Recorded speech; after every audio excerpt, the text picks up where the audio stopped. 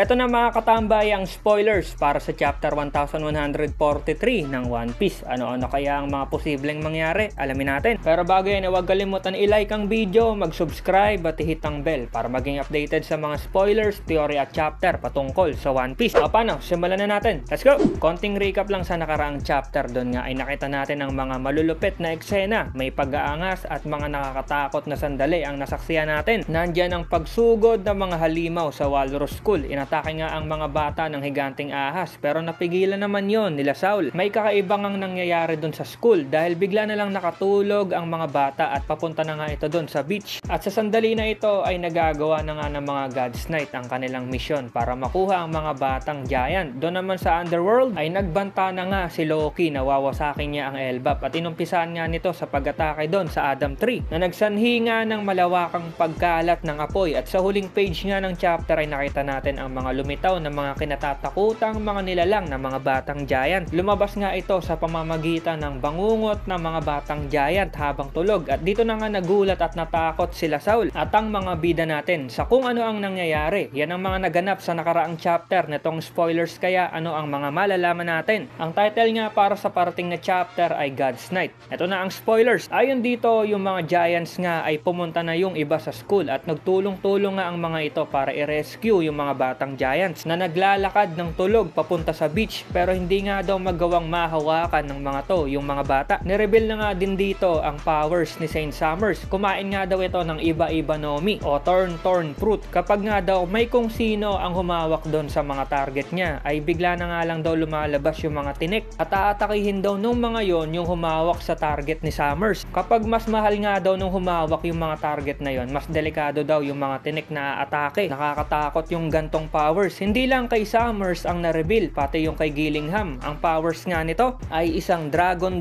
fruit model Killin. Kaya nga daw i-materialize nito ang kung anong nasa panaginip ng kung sino. Si Gillingham pala yung may gawa ng mga nightmare monster doon sa gubat. Lupit nito. May nakakatawa nga na sin dito habang kumakain nga yung tatlong God's Knight sa gubat. Nakalimutan nga nila yung asin. Kaya itong si Summers nga daw iniisip yung asin na yon. Ang ginawa ni Gillingham, pinatulog si Summers at kinuha yung asin doon sa panaginip ni Summers. Ang galing ng powers. Balik tayo doon kay Luffy. Itong si Luffy nga daw umatake na kay Loki pero mahina nga lang daw yung suntok na yon. Dahil nga si Loki ay mawawala na ng malay. Sabi nga ni Zoro na mukhang itong si Loki malapit na nga daw mamatay. Kaya naisip ni Luffy na tulungan si Loki at sinabihan si Gerd na pagalingin nga itong si Loki. Kahit ayaw nga ni Gerd na gawin yon, syempre si Luffy ang may request. Kaya ginawa ni Gerd, pinagaling nila si Loki. May flashback nga dito sila Hyrodin at si Loki. Pinakita nga dito na binubuli pala ni Loki itong si Hyrodin dati nung mga bata sila. Itong si Hyrodin daw gusto ngang maghigante dahil sa pagkamatay ni King Harald. Sa huling page ng chapter ay nagising na nga itong si Loki dahil pinagaling nga siya nila Gerd. Sinabi nga ni Loki dito kay Hyrodin na akala daw ba nito gusto niyang patayin yung tatay nila dahil gusto niya. Kahit ano naman daw ang dahilan na sasabihin niya, hindi sila maniniwala. End of the chapter. No break next week. Okay, malupit na spoilers ulit ang nakita natin at ayun, na-reveal na ang mga powers nitong sila Summers at Gillingham. At doon naman sa underworld ay mukhang malalaman na natin ang talagang nangyari kay King Harald at ire-reveal na yon ni Loki. Abang na lang sa full chapter, malapit na yan. Salamat sa pagnood at see you sa next video. Over na!